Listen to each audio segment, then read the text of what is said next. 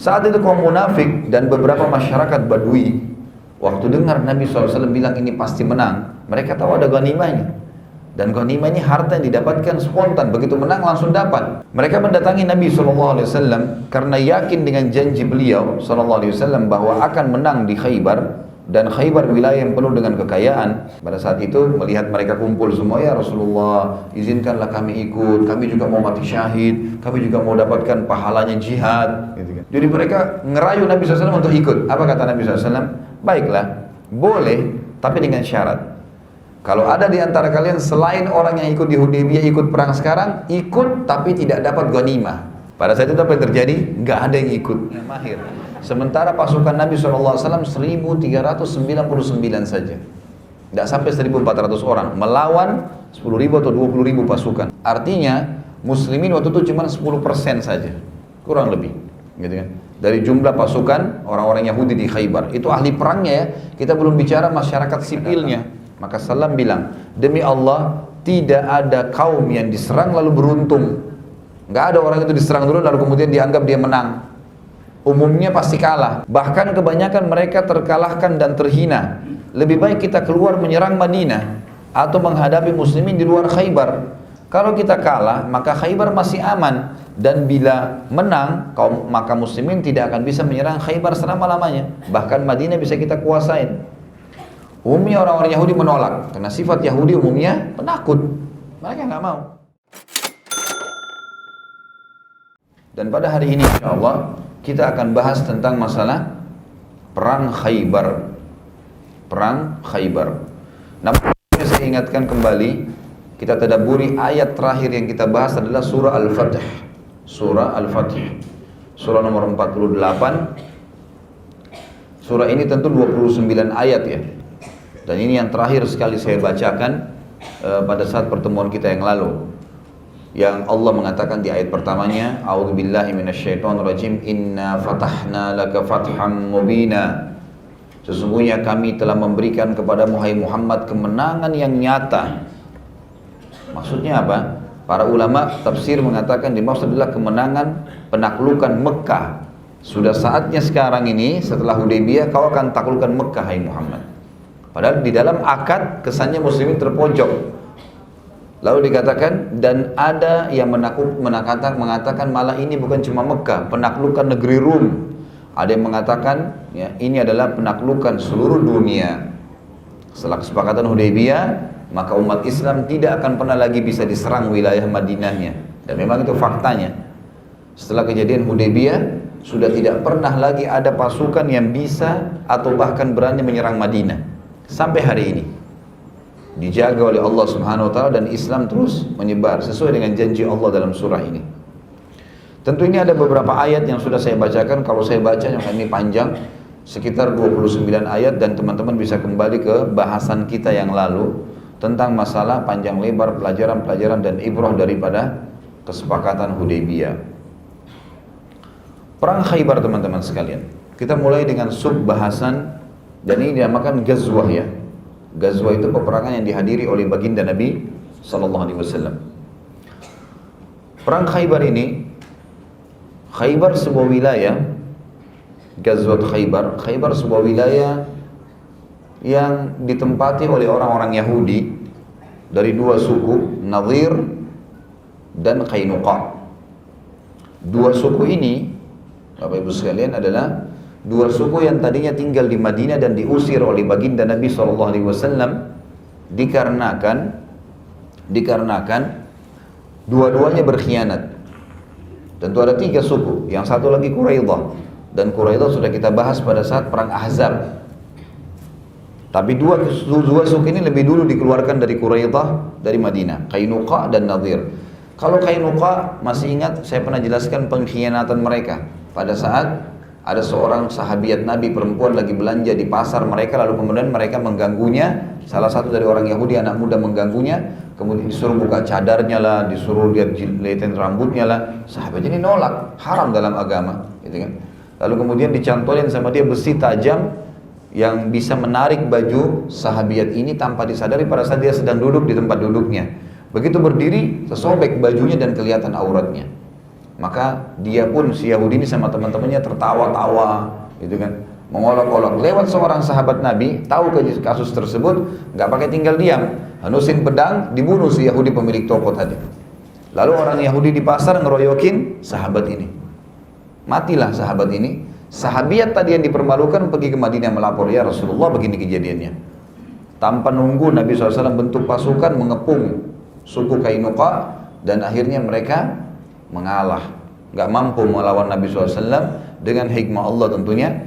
Kemudian mereka diusir dari Madinah. Kalau Nadhir, suku yang kedua adalah suku yang tadinya Nabi SAW pernah datang ke pemukiman mereka di Madinah. Kemudian waktu Nabi SAW lagi istirahat, kalau tidak salah waktu itu beliau bersama Abu Bakar, Umar, Ali dan Zubair, ada orang majma'in, 4 orang sahabat ini mendampingi Nabi SAW. Nabi SAW lagi istirahat di bawah salah satu rumah mereka, sandar di temboknya. Rupanya orang-orang Nadhir ini berkata, tidak ada kesempatan yang terbaik untuk membunuh Muhammad melebihi waktu ini. Siapa yang naik ke atas rumah, lemparin batu ke bawah, biar dia mati. Maka ada satu orang Yahudi naik, bawa batu besar. Allah Subhanahu wa Ta'ala memberitahukan kepada nabinya. Jibril datang menyampaikan. Jibril tidak kelihatan oleh orang-orang Yahudi ini. Lalu Jibril mengatakan, hai Muhammad, di atas ini ada orang yang mau membunuh, melempar kamu batu. Pulanglah. Maka Nabi SAW berdiri tanpa ngomong satu kalimat. Sampai Abu Bakar, Umar, Ali dan Zubair mengira Nabi SAW punya hajat untuk ke kamar mandi. Kalau kita WC sekarang, tapi kan zaman dulu orang di padang pasir. Mereka pun nunggu, lama Nabi SAW tidak balik. Orang Yahudi juga yang mau lempar batu dari atas nunggu lama, pikirannya Nabi SAW akan balik, temannya masih ada, sahabatnya masih ada. Ternyata karena kelamaan, keempat sahabat ini pulang ke Madinah, pulang maksudnya ke dalam pemukiman kaum muslimin, dan mereka kaget melihat Nabi SAW sudah bentuk pasukan dan mengepung suku Nadhir, minta yang serahkan. Sudah niat mau membunuh, dihukum tuh. Mereka nggak mau kasih. Akhirnya karena pengepungan Nabi SAW, mereka tidak mau kasih, berarti semua akan kena hukum loh. Akan diusir dari Madinah. Akhirnya mereka tadinya sempat menunjukkan keterampilan lah, mau melawan lah. Tapi akhirnya kalah. Dan suku Nadhir juga diusir dari Madinah. Kedua suku ini, Bapak Ibu sekalian, pindah dari Madinah ke Khaybar. Wilayah namanya Khaybar. Berjalanlah waktu berapa tahun mereka tinggal di sana. Mereka berkebun dan mereka berhasil melakukan pertanian, perkebunan kurma, dan sangat lebat pada saat itu, berhasil gitu kan. Dua suku ini, kalau masih ingat tentang perang Ahzab, pernah saya bilang yang menjadi pemicu terjadinya perang Ahzab. Dua suku ini pimpinannya, dua-duanya pergi ke suku-suku Arab, kemudian mengajak mereka, ayo kita serang Madinah rame-rame. Dua suku ini kemudian bergabung sama suku-suku Arab, lalu mereka menunjuk Quraisy sebagai pemimpin, Quraisy menunjuk Abu Sufyan sebagai pemimpin. Terjadilah perang Ahzab, dalam surah nomor 33 disebutkan, dan ini juga sudah panjang lebar kita ceritakan. Bagi teman-teman yang tidak sempat ikutin, tentu bisa, atau belum sempat ikutin pada saat itu, bisa ikutin di YouTube. Tinggal ketik tentang masalah perang Ahzab. Kemudian Nabi SAW setelah Ahzab dikalahkan, mulai menghukum semua suku-suku Arab yang partisipasi dalam menyerang Madinah. Dan kita sudah sebutkan nama setiap suku si fulan, suku si fulan. Nabi SAW menghukum, termasuk yang puncaknya adalah dua pemicu daripada peperangan. Khaybar, adanya suku Kainuqa dan Nadhir, dan Quraisy di Mekah. Ini puncaknya. Tapi yang lain sudah dikalahkan oleh Nabi SAW. Ya. Itu juga sudah saya berikan nama-namanya, siapa sahabat yang menyerang ke suku siapa, berapa jumlahnya, siapa yang mati syahid, dan seterusnya. Banyak sekali yang sudah kita paparkan. Nah sekarang kita masuk ke puncak sebenarnya. Puncak orang-orang yang mengacaukan pada saat perang Ahzab, dan saya bilang waktu itu ada 10.000 orang, semuanya penunggang kuda. Dan penunggang kuda ini sama dengan tank kalau sekarang. 10.000 penunggang kuda, kuda yang dipakai berperang zaman dulu, ini kuda yang bisa menyerang, bisa nendang, dengan kakinya bisa nyeruduk dengan kepalanya, dan badannya pun dipakein ya besi, gitu kan. Jadi ini memang kuda-kuda perang berbeda. Maka yang terjadi Bapak Ibu sekalian, pada saat 10.000 ini mau menyerang, kalau berhasil masuk maka akan habis Madinah. Tapi dengan hikmah Allah menang, gitu kan. Baik, sekarang Nabi SAW sudah menghukum semua suku-suku yang terlibat di Ahzab, tinggal dua kepalanya nih. orang-orang Kainuqa dan Nadhir yang ada di Khaybar dan Quraisy di Mekah. Maka Nabi SAW setelah kesepakatan Hudaybiyah, tidak ada peperangan dengan Quraisy 10 tahun. Sekarang kekuatan muslimin lebih kuat karena nggak perlu hadapin dua musuh, dan ini punya kekuatan besar. Maka Nabi SAW fokus membawa pasukan menuju ke Khaybar. Baik, dalam perang Khaybar ini, dalam tulisan saya tulis sub bahasan judulnya Kisah Persiapan dan Pemberangkatan Pasukan ke Khaybar. Saat tiba di Madinah, dari kesepakatan Hudaybiyah ya, kita dari situ sejarahnya, Nabi SAW mengiklankan akan menyerang Khaybar dan menyampaikan berita gembira bahwa Allah Maha Suci akan memberikan kemenangan, serta beliau SAW bersabda, tidak ada yang ikut saat ini ikut perang ke Khaybar kecuali yang ikut di Hudaybiyah saja. Tradisi Nabi SAW dalam berperang, Bapak Ibu sekalian, beliau tidak menginformasikan akan memerangi siapa dan akan ke wilayah mana. Umumnya Nabi SAW kalau mau jihad, beliau cuma mengatakan jihad, sahabat pada ngumpul, pasukan bergabung jalan, nggak diinstruksikan mau kemana, mau menyerang siapa, nggak diberitain. Ini strategi perang. Nanti di tengah jalan lagi istirahat, kalau sudah dekat dengan lokasi, baru Nabi SAW mengatakan kita akan menyerang suku ini. Ini strategi perang Nabi SAW. Jadi musuh-musuh pun tidak tahu. Kalaupun keluar pasukan dari Madinah ada mata-mata mereka, mereka nggak tahu siapa yang mau diserang nih.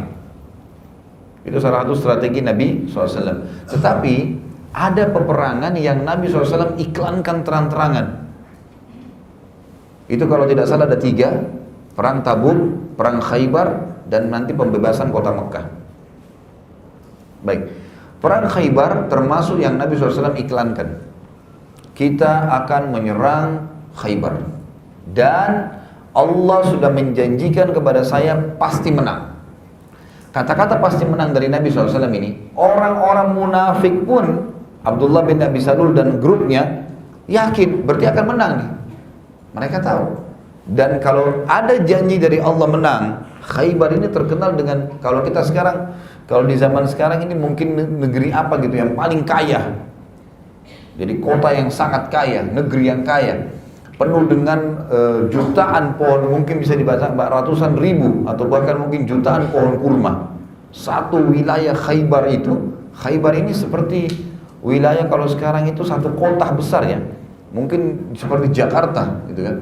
Maksud saya kota dianggap kota besar, tentu Jakarta jauh lebih besar. Tapi gitu, tapi penuh dengan kurma dan sukses. Mereka punya alat-alat untuk buat emas, segala macam. Berhasil, kaya-kaya orang di Khaybar. Artinya, kalau sudah ada janji dari Nabi SAW menang, berarti semua mujahid yang ikut akan dapat ghanimah. Dan ghanimah, harta rampasan perang, salah satu sumber kekayaan. Karena akan dibagi untuk mujahidin. Dengan adanya jaminan akan menang, berarti akan ada ghanimah. Kata Nabi SAW, waktu balik, masih ingat kalau saya reviewkan kembali kisah di sepakat Hudaybiyah, ada namanya Bai'at Ridwan. Bai'at Ridwan itu teman-teman sekalian adalah bai'at yang diambil, janji setia. Bai'at itu Nabi SAW mengambil dari 1398 orang sahabat. Kan yang hadir di perang di umroh untuk umroh pada saat itu kemudian ditahan oleh Quraisy di Hudaybiyah, itu kan 1400 orang. 1400 orang ini termasuk Nabi Muhammad SAW. Berarti sahabat 1399, ya kan? Tapi ada satu orang munafik ikut pada saat itu. Kalau masih ingat saya reviewkan, Nabi SAW waktu dengar Quraisy mau menyerang kaum muslimin di wilayah Hudaybiyah, maka beliau mengambil janji setia. Satu-satu orang, salaman. Sekarang ingat janji kalian akan membela agama Allah. Tidak boleh ada yang lari dari peperangan. Ini mereka nyerang, kita mati-matian. Sepakatan, janji setia. Semua mengatakan, iya ya Rasulullah, iya ya Rasulullah, iya ya Rasulullah. Semuanya. Semua 1398 orang baiat Nabi SAW. Dikenal dengan baiat Aqabah atau baiat Ridwan. Dan biasa juga dikenal dengan baiat Syajarah atau Ashabu Syajarah. Syajarah artinya pohon. Di situ ada sebuah pohon. Nabi SAW berdiri di bawahnya, satu-satu orang. Iya ya Rasulullah, saya akan setia, saya tidak akan berkhianat. Begini, 1, 2, 3, 1398 orang. Semuanya salaman, kecuali satu orang, ada munafik. Sudah kita sebutkan kemarin tuh namanya. Lalu kata Nabi SAW setelah mereka baiat semua, orang munafik itu rupanya sembunyi-sembunyi di belakang untahnya, supaya nggak kelihatan. Nabi SAW tahu. Nabi mengatakan, sungguh semua kalian yang hadir di sini di Hudaybiyah, 1398 orang akan masuk surga. Jaminan.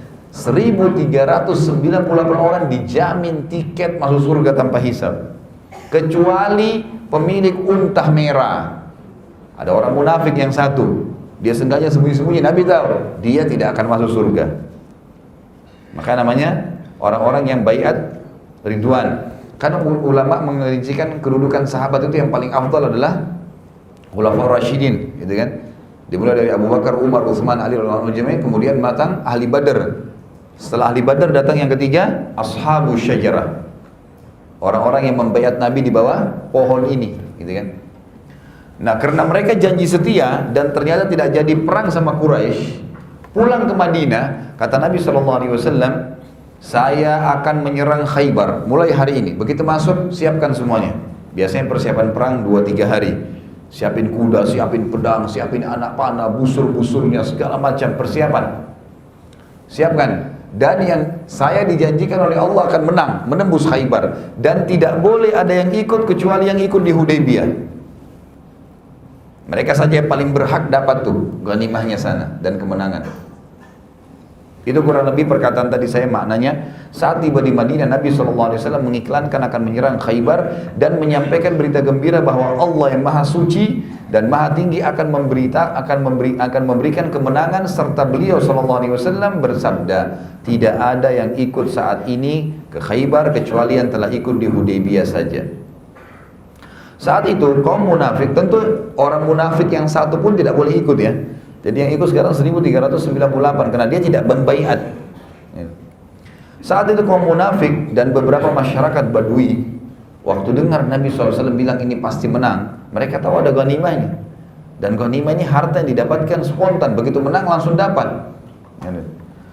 Mereka mendatangi Nabi SAW karena yakin dengan janji beliau SAW bahwa akan menang di Khaybar, dan Khaybar wilayah yang penuh dengan kekayaan. Beliau Nabi SAW tidak pernah ngingkarin janji, dan ini salah satu janji ya, yang disampaikan pasti dari Nabi SAW akan kemenangan. Maka mereka pun berharap dapat ghanimah. Nabi SAW pada saat itu melihat mereka kumpul semua, ya Rasulullah, izinkanlah kami ikut, kami juga mau mati syahid, kami juga mau dapatkan pahalanya jihad, gitu kan. Jadi mereka ngerayu Nabi SAW untuk ikut. Apa kata Nabi SAW? Baiklah, boleh, tapi dengan syarat. Kalau ada di antara kalian selain orang yang ikut di Hudaybiyah ikut perang sekarang, ikut tapi tidak dapat ghanimah. Nggak ada ghanimah.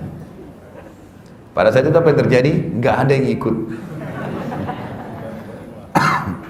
Karena maunya ghanimah. Dia sudah tahu Nabi janji menang, yang menang. Gitu.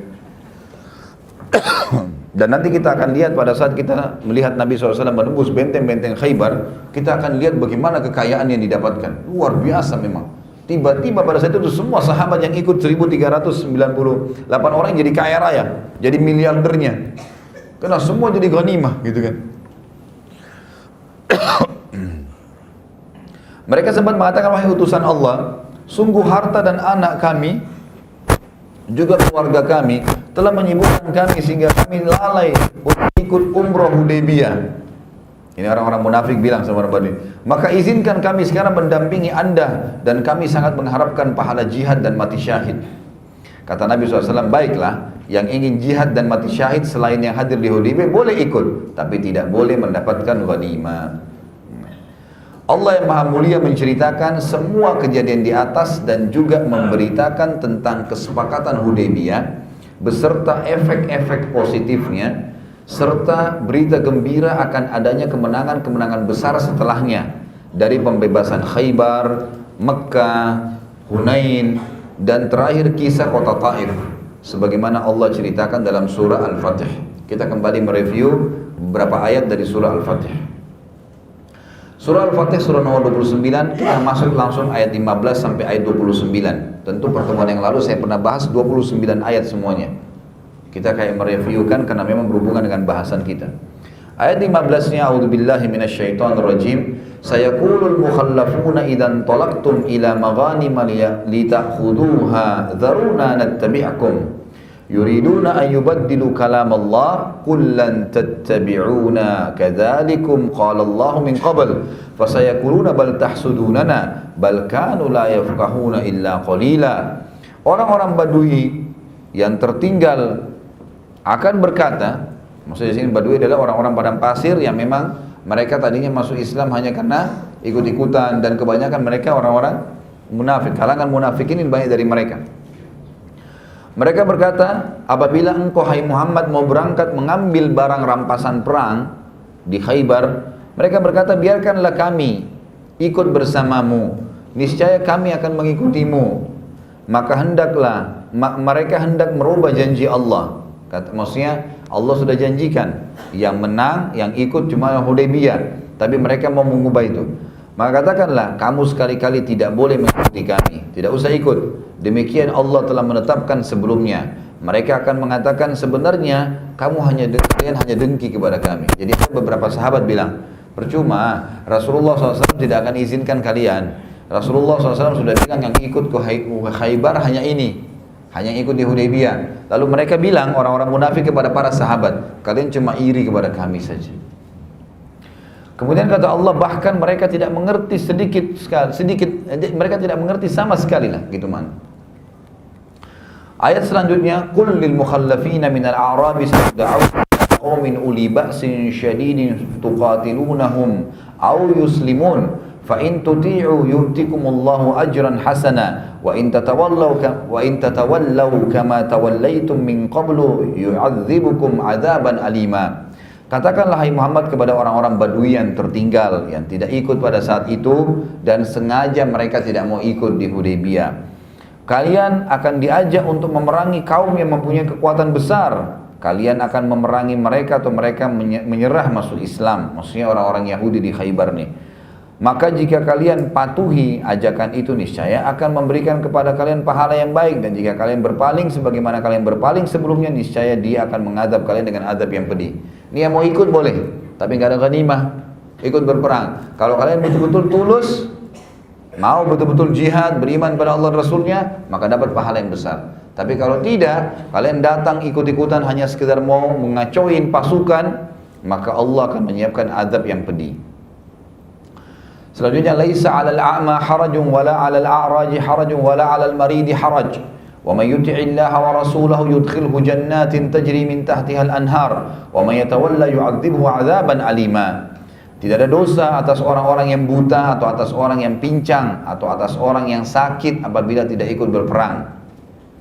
Barang siapa yang taat kepada Allah dan Rasulnya, niscaya Allah akan memasukkannya ke dalam surga yang mengalir di bawahnya sungai-sungai, dan barang siapa yang berpaling, niscaya akan diazabnya dengan azab yang pedih.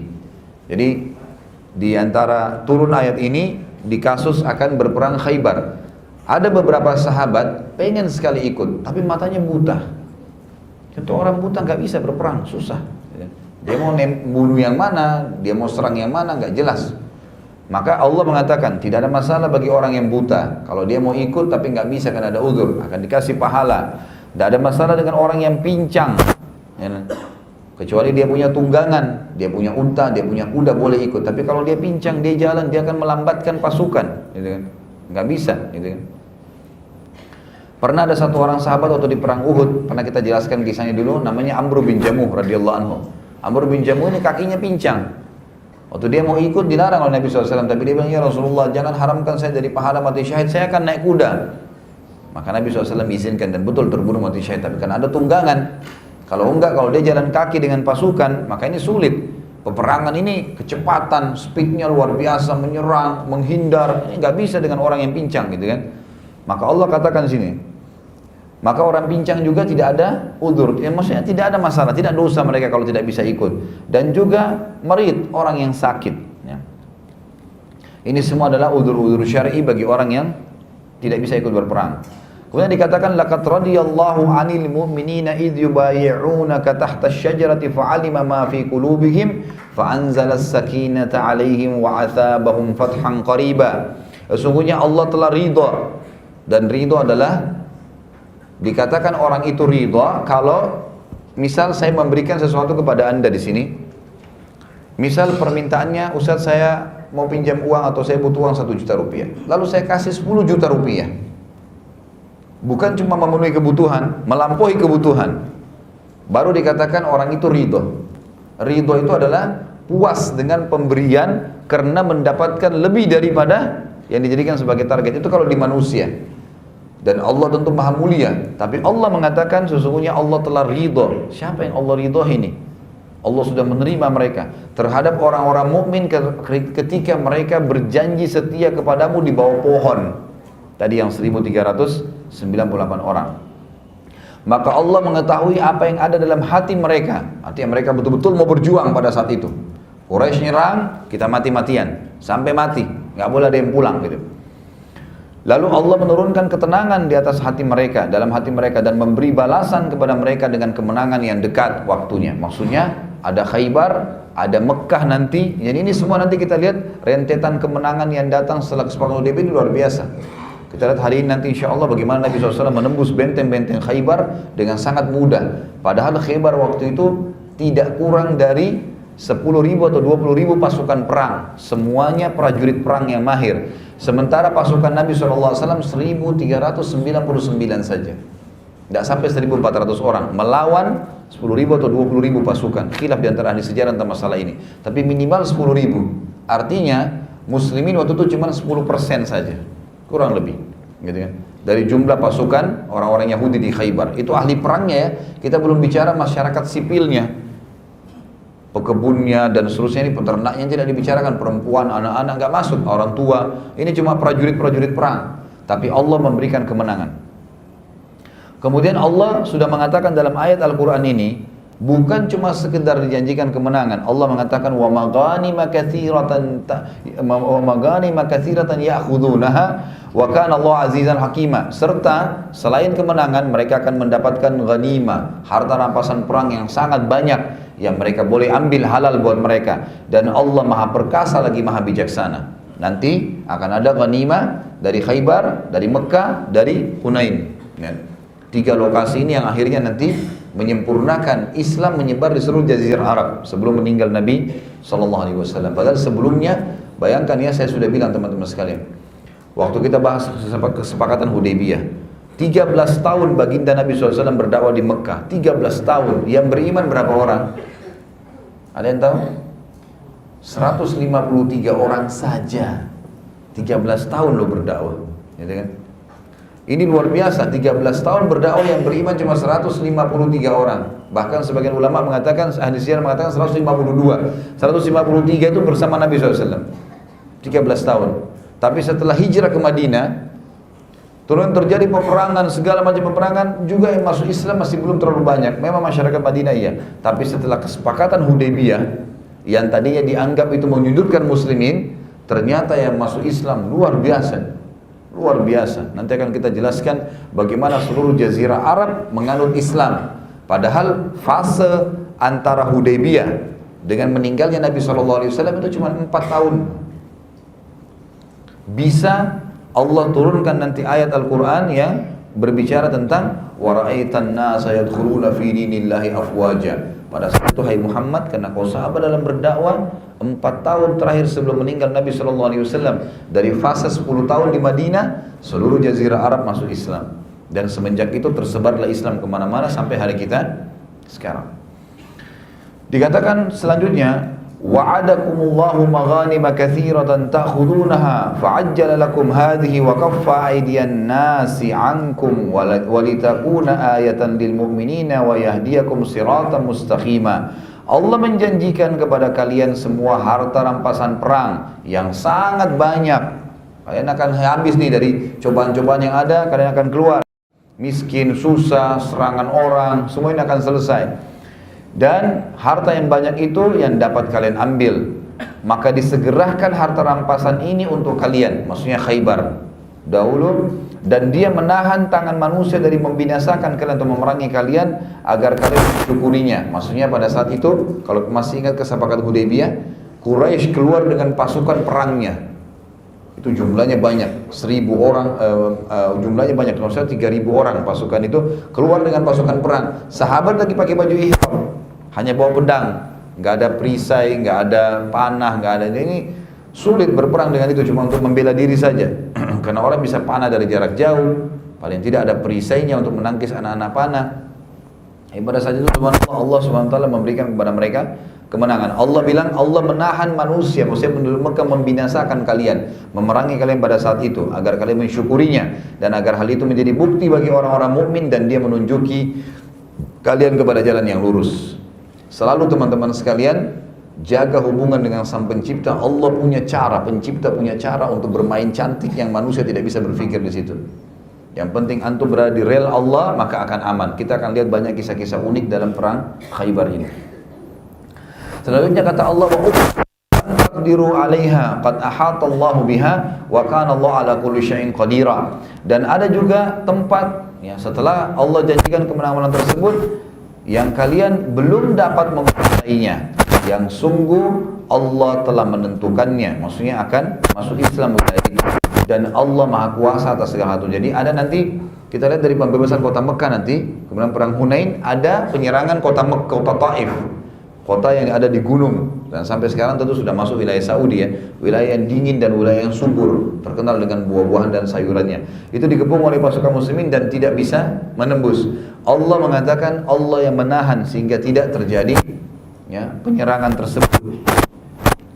Kemudian dikatakan walau qatalakumul ladzina kafaru wal adbara thumma la yajiduna waliyyan wala nasira. Dan sekiranya orang-orang kafir itu memerangi kalian, pastilah mereka berbalik melarikan diri ke belakang, kalah. Kemudian mereka tidak memperoleh pelindung, mendapatkan penolong. Jadi kalau kalian sudah keluar berjihad, niatnya karena Allah, pasti dijanji mereka orang-orang kafir akan kalah. Mau sehebat apapun pasukannya, mau sebanyak apapun jumlah mereka, mau sehebat apapun peralatan-peralatannya.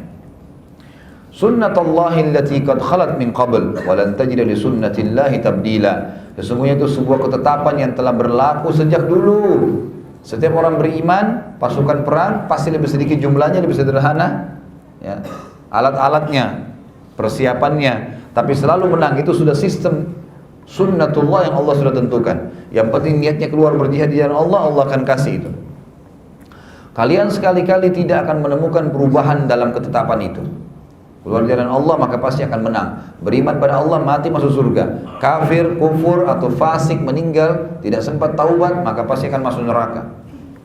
Wa huwa alladzi kaffa aydiyahum 'ankum wa aydiyakum 'anhum bi batni Makkah min ba'di an adfarakum 'alaihim. Wa kana Allah bima ta'maluna basira. Dan dialah Allah yang telah menahan tangan mereka, orang-orang Quraisy, untuk memerangi kalian dan menahan tangan kalian dari memerangi mereka, sehingga terjadi kesepakatan Hudaybiyah di tengah kota Mekah. Sesudah Allah memenangkan kalian atas mereka, dan adalah Allah Maha melihat dan apa yang kalian kerjakan. Sebagian ulama tafsir mengatakan makna ayat ini nanti akan dibahas di pembebasan kota Mekah. Jadi pada saat 10.000 pasukan muslimin nanti memasuki Mekah, orang-orang Quraisy disergap tiba-tiba oleh Nabi SAW, mereka tidak bisa hanya melawan. Allah mengatakan yang membuat mereka tidak melawan, yang membuat juga kalian tidak berperang, tidak membunuh dan memerangi mereka, sehingga akhirnya orang Mekah tunduk ya. Pada saat itu tidak dengan peperangan, itu adalah Allah.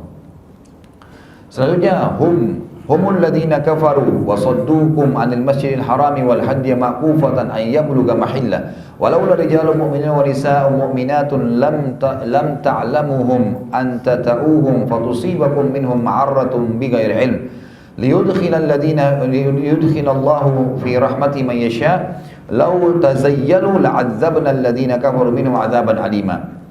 Mereka orang-orang kafir yang menghalangi kalian untuk masuk ke Masjidil Haram untuk kesepakatan Hudaybiyah. Sempat orang-orang Quraisy larang, tidak boleh masuk. Kalau mau masuk diperangi. Kata Allah, mereka orang-orang kafir yang menghalangi kalian untuk masuk ke Masjidil Haram umrah pada saat itu dan menghalangi hewan kurban sampai ke tempat penyembelihannya. Ini saya sudah jelaskan pertemuan yang lalu, pertemuan kita yang terakhir masalah Hudaybiyah. Kalau berkurban di Mekah bukan hanya pada haji. Karena banyak orang kita haji saja berkurban. Sunnah Nabi SAW juga adalah berkurban pada saat umrah. Jadi usahakan kalau lagi umrah, ada kelebihan rezeki, bilang sama mutawifnya saya mau berkurban. walaupun bukan Idul Adha, walaupun bukan Idul Adha, di saat umroh ini. Dan ini yang dilakukan oleh Nabi SAW di Hudaybiyah. Makanya orang-orang Quraisy, Allah buat mereka tidak menyerang muslimin waktu itu, padahal mereka mampu punya 3.000 pasukan, karena di dalam kelompok muslimin ada namanya hadi. Hadiyu ini adalah hewan-hewan yang diberi tanda di leher mereka atau di kepala mereka, tanda kalau ini hewan akan dikurbankan untuk Allah, dikenal dengan hadiyu. Dan orang-orang Quraisy tahu, biasanya dikasih tanda di lehernya, ya, sebuah warna atau sebuah kertas atau sebuah ikatan gitu, seperti itulah. Maka Allah mengatakan, orang-orang kafir itulah yang telah menahan kalian untuk masuk Masjidil Haram umrah dan menghalangi hewan kurban sampai ke tempat penyembelihannya, ya. Maksudnya sampai ke wilayah haram. Dan kalau tidaklah karena laki-laki yang mukmin dan perempuan yang mukminah yang tidak kalian ketahui di dalam Mekah itu, bahwa kalian akan membunuh mereka karena tidak mengenal mereka, maka tentu saja, ya, Allah akan menyampaikan tangan-tangan kalian. Dalam arti kata, waktu itu Nabi SAW bisa menyerang masuk ke Mekah, tapi ternyata di dalam Mekah, kata Allah, ada beberapa laki-laki mukmin dan perempuan mukminah yang beriman, tapi kalian tidak tahu siapa mereka. Allah mengatakan Allah lebih tahu siapa mereka. Kalau kalian nyerang Mekah pada saat itu, akhirnya kalian membunuh saudara kalian muslim sendiri. Dan ada sebuah hukum dari Allah, membunuh muslim itu ada hukumnya. Kata Allah, maka bisa saja kalau kalian mereka tidak tahu akan menyebabkan kalian ditimpa kesusahan tanpa pengetahuan. Maksudnya tetap akan ada beban. Oh, ternyata saudara saya muslim yang saya bunuh. Ini salah satu hikmah kenapa Allah Subhanahu wa taala tidak membuat waktu orang. Kata Allah, Allah memasukkan siapa yang dagingnya ke dalam rahmatnya sekiranya mereka tidak bercampur, akan mengadab orang-orang kafir di antara mereka. Kalau bukan karena ada orang-orang beriman di Mekah itu laki-laki dan perempuan masuk dalam tubuh mereka. Idz ja'ala alladziina kafaru hamiyyatal jahiliyyati fa'anzalallahu sakinah al mu'minin wa alzamahum kalimatat taqwa wa kanu ahaqqa biha wa ahlaha wa kana Allahu bikulli. Jika mereka sombong, itu kesombongan jahiliyah, mereka anggap mereka bisa mengalahkan kalian, mereka bisa membunuh kalian. Lalu Allah menurunkan ketenangan ke dalam hati Rasulnya dan kepada orang-orang beriman, dan Allah mewajibkan kepada mereka kalimat tauhid, bertahan dengan agama, dan mereka lebih berhak dengan kalimat tauhid, patut memilikinya, dan Allah Maha mengetahui segalanya. Jadi Allah menolong kalian justru karena kalian bertahan dengan agama Allah. Laqad sadaqallahu Allahu amin muhalliqina ru'usakum wa muqassirin la takhafun fa'alima ma lam ta'lamu bidzalika fathan qariba. Sesungguhnya Allah telah membuktikan kepada Rasulnya tentang kebenaran mimpinya. Karena Rasulullah SAW sebelum keluar Hudaybiyah mimpi masuk ke Masjid Haram. Itu Umar, ya Rasulullah, kenapa kok kita nggak masuk saja? Anda kan bilang mimpi Anda kayak kita masuk ke Mekah. Maka Nabi SAW mengatakan, apakah saya janjikan untuk tahun ini? Kita akan masuk, tapi bukan sekarang. Kata Nabi SAW, kata Allah SWT di ayat 27 ini, sesungguhnya Allah telah membuktikan tentang kebenaran mimpinya dengan sebenarnya akan masuk ke Masjidil Haram, insya Allah, dengan izin Allah dalam keadaan aman, mencukur rambut mereka dan mengguntingnya.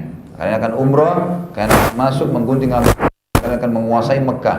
Sedang kalian tidak perlu merasa takut, maka Allah mengetahui apa yang tidak. Dia memberitahukan sebelumnya kemenangan yang dekat. Maksudnya adalah kemenangan. Kemudian dua ayat yang terakhir adalah alladzi arsala rasulahu bil huda wa dinil haqq liyudhhirahu 'ala ad-dini kulli wa kafa billahi syahida. Dialah Allah telah mengutus rasulnya dengan membawa petunjuk dan agama yang hak agar dimenangkannya terhadap semua agama, dan cukuplah Allah sebagai saksi. Dan ini berita gembira bagi kita yang beriman bahwasanya agama Allah pasti menang. Agama ini antum dukung tidak dukung tetap akan tersebar, ya. Kita amalkan tidak amalkan, akan Allah datangkan orang yang mengamalkannya. Kemudian ayat terakhir Allah mengatakan Muhammadur Rasulullah walladzina ma'ahu asyiddu 'alal kuffari ruhama'u bainahum tarahum ruk'an sujjadan yabtaguna fadlan min Allah wa ridwana simahum fi wujuhihim min athari sujud dzalika mathaluhum fit Taurati wa mathaluhum fil Injili kazar'in akhraja syat'ahu fa'azarahu fastaghladha fastawa ala suqi yujibu zurra'a liyaghidha bihimul kuffar wa'ada Allahu alladhina amanu wa 'amilus solihati minhum maghfiratan wa Muhammad itu benar-benar utusan Allah, ciplak dunia. Dan orang-orang yang bersamanya, para sahabatnya, contohin juga orang-orang ini, gitu kan. Mereka adalah tegas terhadap orang-orang kafir dan berkasih sayang di antara mereka. Kalian akan melihat mereka, ciri-ciri para sahabat dan Nabi SAW adalah rukuh, mencari Allah dan keridhaannya. Tanda-tanda mereka tampak pada muka mereka dari bekas sujud. Demikianlah sifat-sifat mereka dalam Injil, yaitu seperti tanaman yang mengeluarkan tunasnya, maka tunas itu menjadi tanaman yang kuat. Lalu menjadi besarlah dia dan tegak lurus di atas pokoknya, menyenangkan hati para penanam-penanamnya, karena hendak menjengkelkan hati orang-orang kafir dengan kekuatan iman. Berikan kepada orang yang beriman dan mengerjakan amal soleh di antara mereka pengampunan dan pahala yang besar. Maksudnya adalah kalau Allah akan memenangkan agama ini walaupun orang kafir tidak suka, pasti akan menang. Pembebasan Khaybar intinya karena otak dari kumpulnya perang pasukan Ahzab kemarin adalah Kafir dan itu dipimpin oleh Kanan, Bukaik dan Salam bin Mushkim. Dua orang ini pemimpin orang-orang Yahudi di Khaybar yang menjadi otak diserangnya Madinah orang Ahzab. Kedua suku ini telah diusir oleh Nabi SAW tentunya karena pengkhianatan mereka kepada kaum muslimin. Nabi SAW lalu bergerak dengan semua yang telah ikut dia kecuali beberapa orang saja yang tiba-tiba sakit masuki kota Madinah, dan Allah mulia telah memaafkan. Sebagaimana kita bacakan tadi Al-Fatih ayat 17. Tidak ada masalah bagi orang yang buta, orang yang pincang dan orang yang sakit. Jadi rupanya ini ada beberapa orang dari 1398 itu yang sakit, tapi tidak saya temukan tentunya berapa orangnya ya. Ada yang mengatakan 2-3 orang, tapi tidak jelas, juga tidak disebutkan nama-namanya. Tepatnya pada bulan Muharram terjadi pasukan muslimin keluar dari Madinah 1300 sekian orang.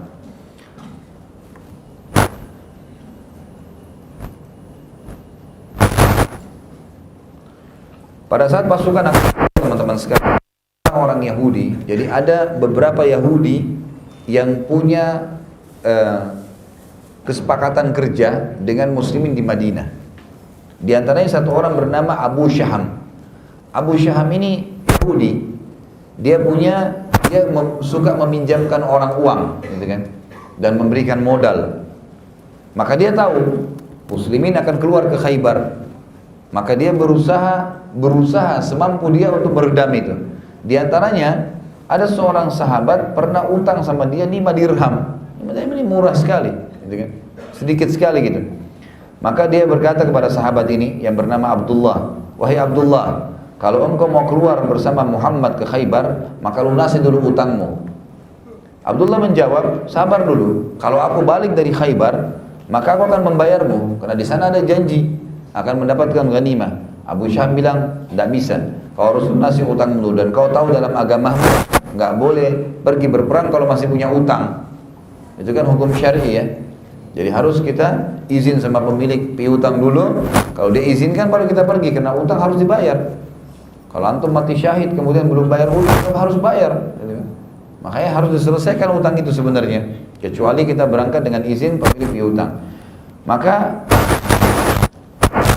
kabarkan berita, Abu Syaham bilang, "Percuma kalian ke Khaybar itu kuat, begini, bentengnya begitu, pasukannya sekian ribu, percuma, nggak bisa dikalahkan," gitu.